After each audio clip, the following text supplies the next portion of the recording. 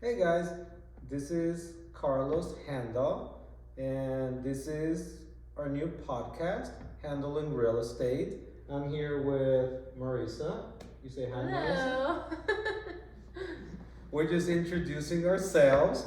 Um, we're just gonna talk about, well, it's going to be a lot of topics, but everything's going to be real estate related, whether it's from how to buy your first home to how to invest to anything you might need to know in real estate. But today we're just introducing ourselves, just kind of talked a little bit about my background story, what got me into real estate, what got me here, what are we doing. So, Marisa, do you want to say anything? Yeah, it's just introductory content. Just introductory content. Yeah. Okay, so I am from Honduras, Central America. I've been in the US probably, I moved here in 2008. So it's been a few years. I grew up in a real estate family in Honduras, mostly land development and home construction. So I've been in business, never worked for anyone in my life. I worked for myself my whole life. Been in business my whole life, whether it's real estate, fitness related, internet, you named it. I've been in every kind of business there is. Came back to real estate because I love it. This is my passion. This is what I love to do. A little bit more about growing up in Honduras. So, 13 years old is my first memory of actually starting my own business and being in business for myself. Um, I know how to, a lot of negotiating, a lot just business in general. What was your first business? What was my first business? So my dad also owned a hardware store on top of the real estate and all this other stuff. So And before that, you would sell stuff at school like pens and actually, yes, things I like would that. sell pens, pencils. I would sell erasers to my classmates in school. Every new product, everything you can imagine, I would sell. So yeah, I guess that's business as well. And then my first like big business was a branch from my dad's hardware store. So it was a small hardware store as well. That was my first like business. I don't think I But knew that. yeah, but I've always sold and bought and sold things. And So you came to the US, yes, to New York, to New York. That's right. and then what did you do there? You did your studies. New York. I actually went back into college. My daughter Abigail was born there in 2008. I took 2 years off work, 3 years actually, to be part of her life and go to school and raise her. I wanted to be with her the most, uh, make the most out of it. So went to school. I was a stay-at-home dad for about 3 years.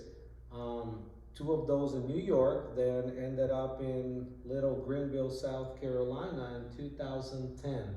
Okay, so it was like 2010, 2011, something like that. Yes. And what was the appeal of Greenville that brought you here? It's just a beautiful town.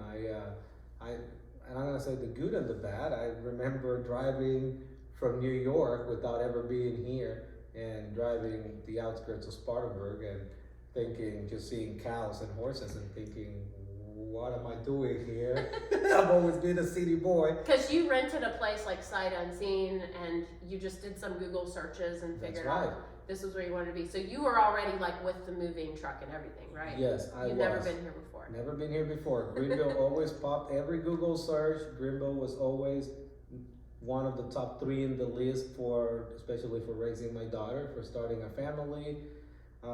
It was always top three in everything. Then same day I got here, I went to downtown Greenville and I completely fell in love. That's when I said, okay, here's where I belong. Here's where I'm gonna be. I remember having dinner at Taco Sushi on Main Street.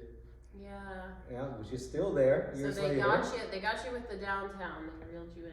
They got me with the downtown. They reeled me in, and that is where our main office is, on Main Street in downtown Greenville also. So I still love it. I still love my walks around here. And yeah, I became passionate about Greenville. Um, started I decided I needed to, start back work.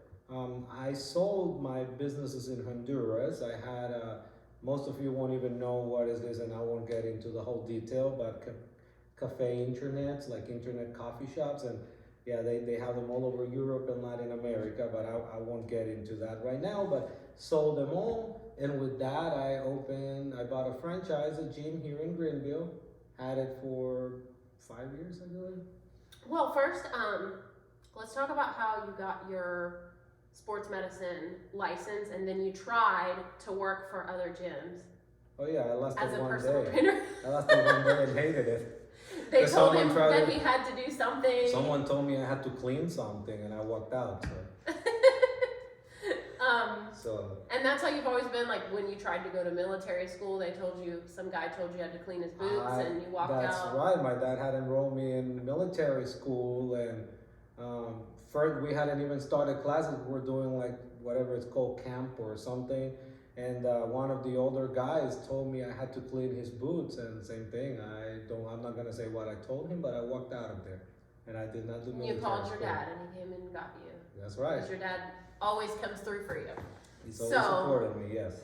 So you've just never been one that can be under anybody. You've got to be your own boss. You've got to do your own thing. I gotta be my own boss. So you got your sports medicine license, your personal training thing, and then you dipped into the franchise, the fitness franchise waters. Yes, where I met you. So that's where we met. That's where we At met. the kickboxing gym. So Abigail was 4 years old.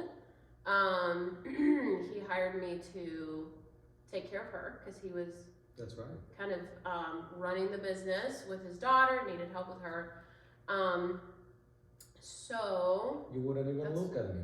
I know I didn't But even. here we are married, I so- didn't even notice. I didn't even think that he liked me or anything. But we can talk about that On another episode. another time. Yes. But we ran the gym together. That's We right. ran it for 5 years.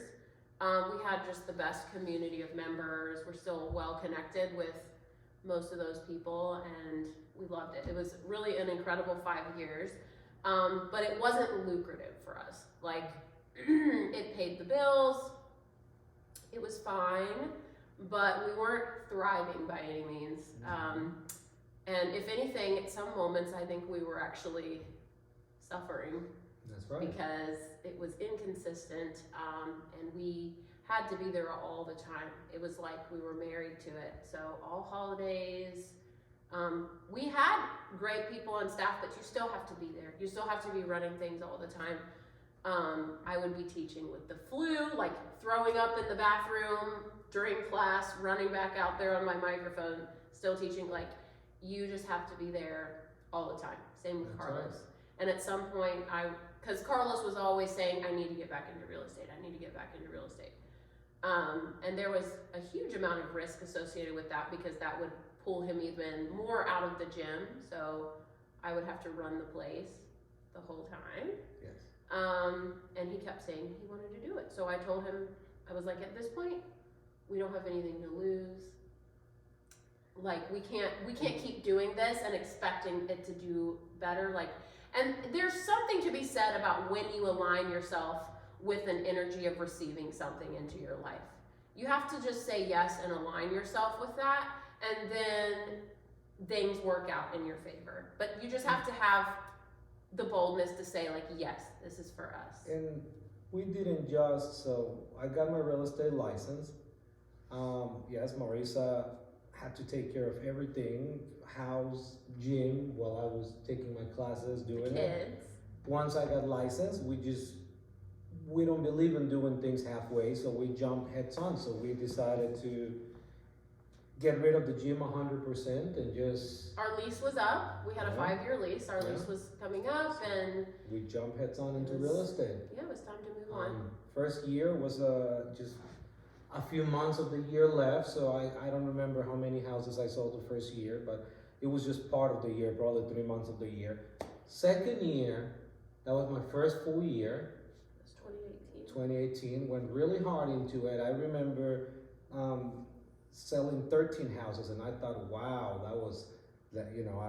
I thought I had made it with 13 houses, right? Like that was it, even though it wasn't enough income for us.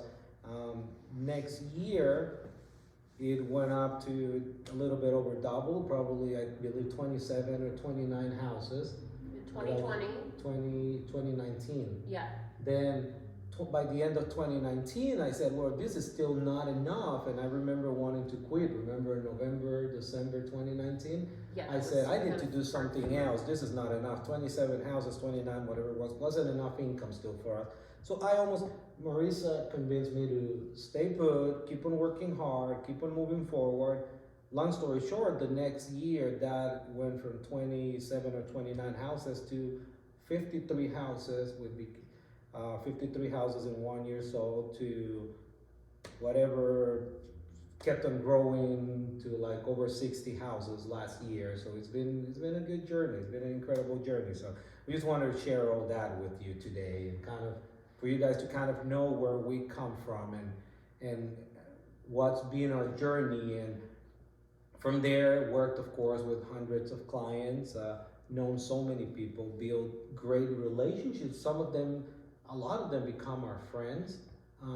They're not numbers for me, they're people. And my goal is to just help, to become their friends, to know what they need, what their needs are, and help them get there. Whether it's through selling or buying, it doesn't matter.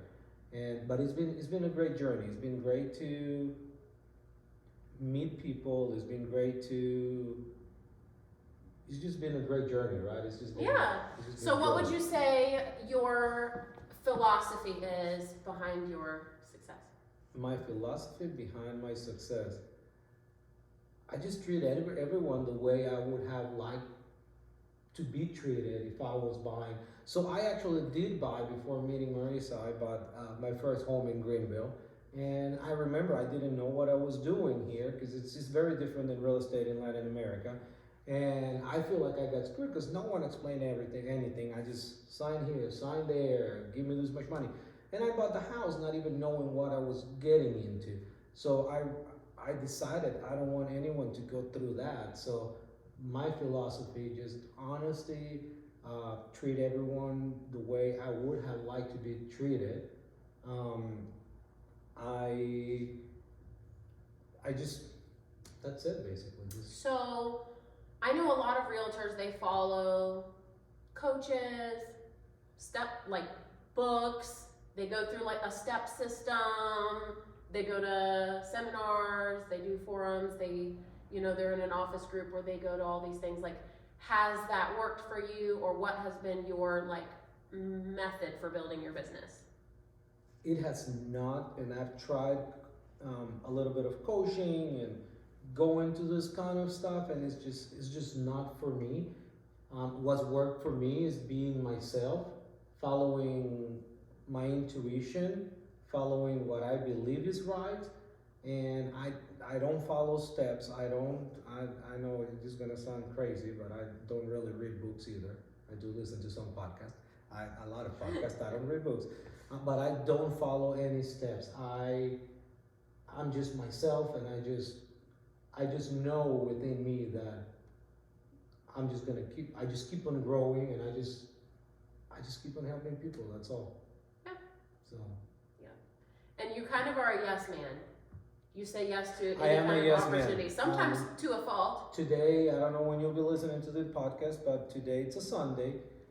It's been raining in Greenville, and I've been showing houses since probably 8:30 in the morning. I left the house. I've been up there in the mountains, Marietta, all the way down to the other side of Greenville to, I don't even know how much I drove today. It's like an hour and a half period. It's like an hour and a half. Yeah, and yesterday, same thing. So yes, when someone needs me, I'm there. Yeah, he's always, the thing I think that has really brought you a lot of deals is that you just say yes to things and you make it work in your time. You actually try to do more than what is humanly possible to fit into a 2 hour. Like the other day you said you had 6 houses to show in 2 hours, and I said, that's impossible. And you said, well, I'm going to just start showing, and I'm going to keep on showing houses as long as possible. I did it. You Yes. and you have to. It's really hard to find those boundaries in work-life balance. But in the beginning, when you're trying to build your business, you really just have to make yourself available. You had to drive back from vacation early one time. Like you have to. I remember that one. We were Mm-hmm. actually, just real quick, we were at the beach in Hilton Head on family vacation, and a client called me from saying, I'm on my way from New York to Greenville. I need to buy a house like tomorrow. Are you available? I said, yes, sir.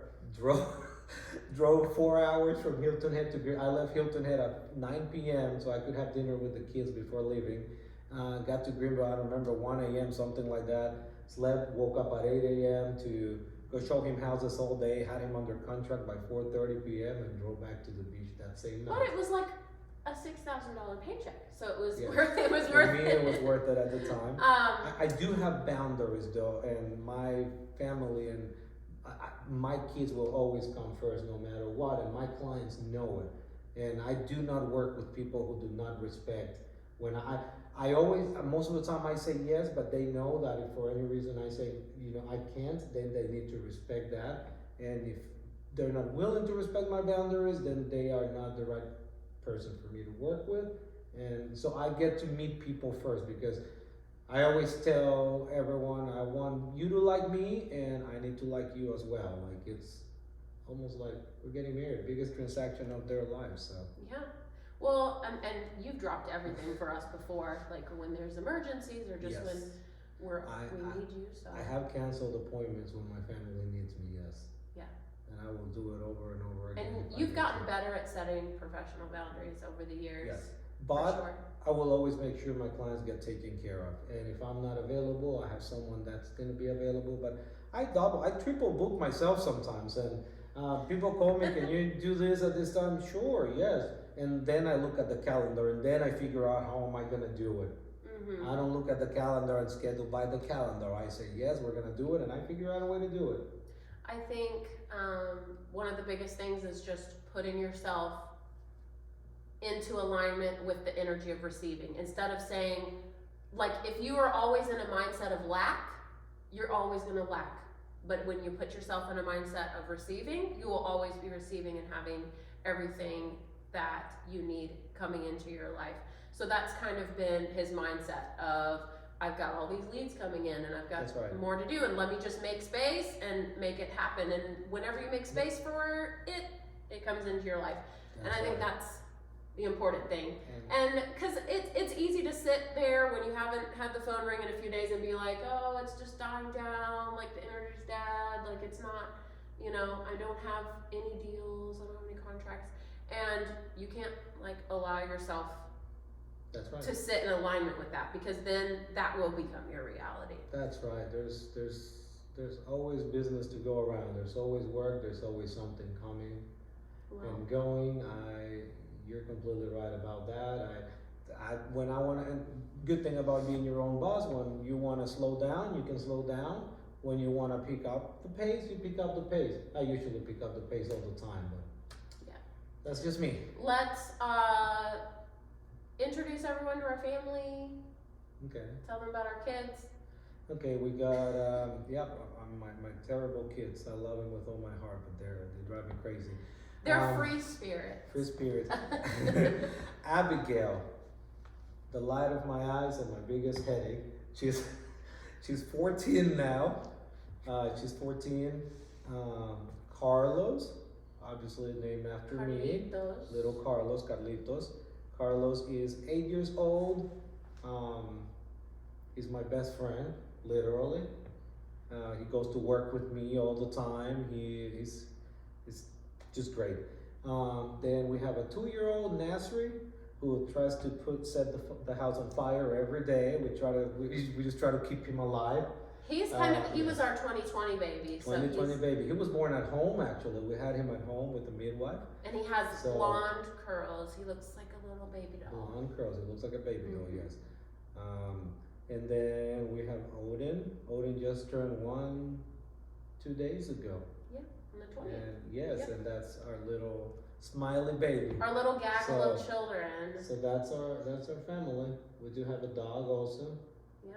Bodie. We live in Simpsonville. Live in Simpsonville, yes. Yeah. And that's pretty much.